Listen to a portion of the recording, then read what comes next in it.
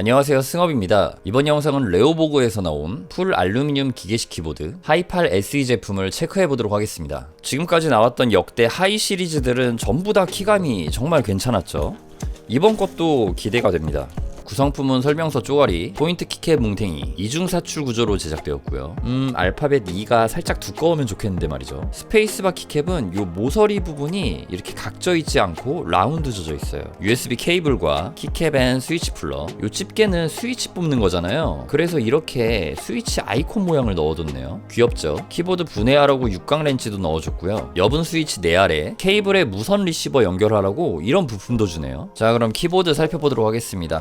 플라스틱 판때기 치워주고요. 봉다리 비닐을 벗겨내면 레오보그 하이팔 SE를 만나볼 수 있습니다. 하우징의 재질은 풀 알루미늄입니다. 우측 상단에는 볼륨 조절 노브가 있고 노브가 굉장히 부드럽게 돌아가요. 야, 이거 노브의 클릭감도 좋고 이게 돌아갈 때 느낌도 굉장히 좋은데요? 소리 들어보세요.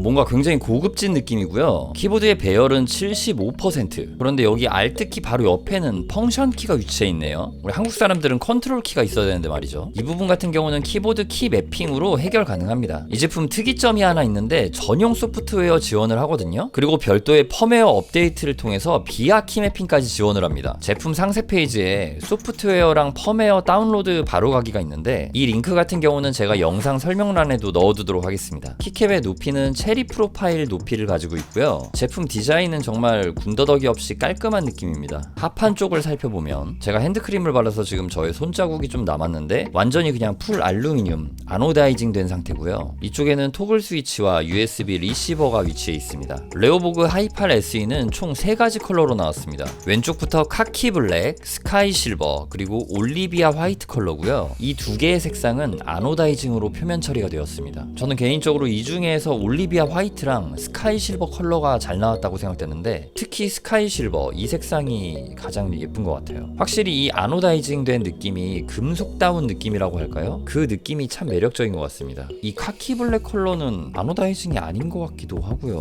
뭔가 판단이 잘 안 되는데요, 이건? 이 올리비아 화이트 컬러도 깔끔하게 잘 나온 것 같아요. 화이트 컬러 하우징은 굉장히 매끈하거든요. 그러면서 광이 안 나는 무광의 느낌인데 저는 무광 느낌을 정말 좋아하거든요. 이 느낌도 참 괜찮네요. 포인트 키캡을 사용하게 되면 이런 느낌으로 되는데 좀 이거는 그냥 원래대로가 제일 난 것 같기도 하고요. 이 올리비아 컬러 같은 경우에는 대략 이런 느낌이거든요. 근데 이 키캡은 왜 들어있죠? 하이팔 SE는 포인트 키캡을 따로 안 쓰는 게 나은 것 같기도 하고요. 아니면 딱 이 정도? 지금 제가 볼 때는 요 ESC 키랑 엔터 키 요런 식으로만 매칭해 주는 게 좋은 것 같아요.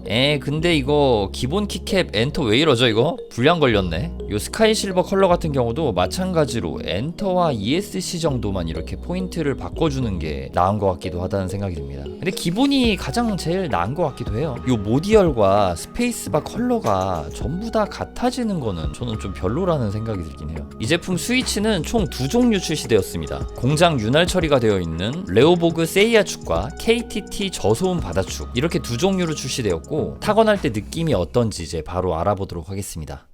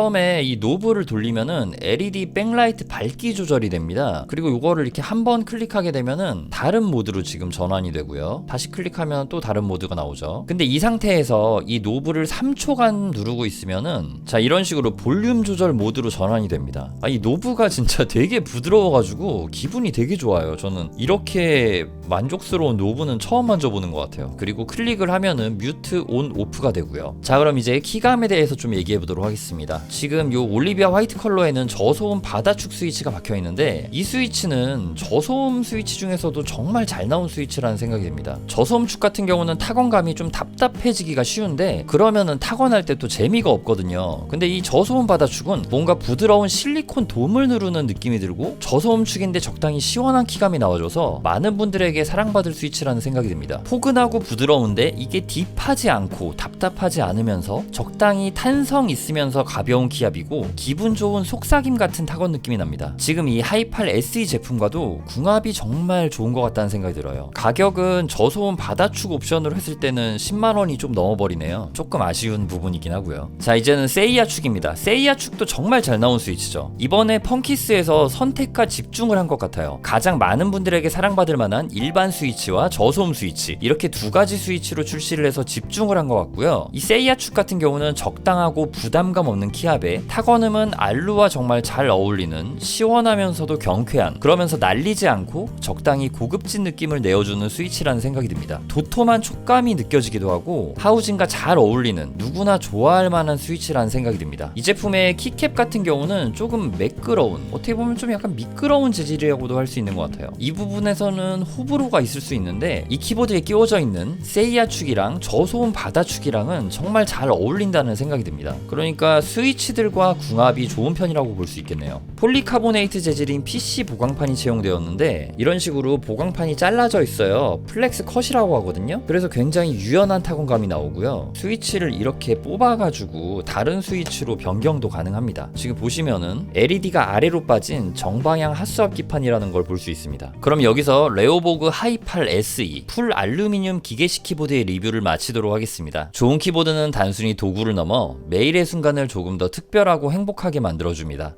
나를 행복하게 해주는 키보드와 함께 매 순간 행복한 시간 보내셨으면 좋겠습니다. 시청해주셔서 감사합니다. 저는 키보드 리뷰 유튜버 승업이었습니다.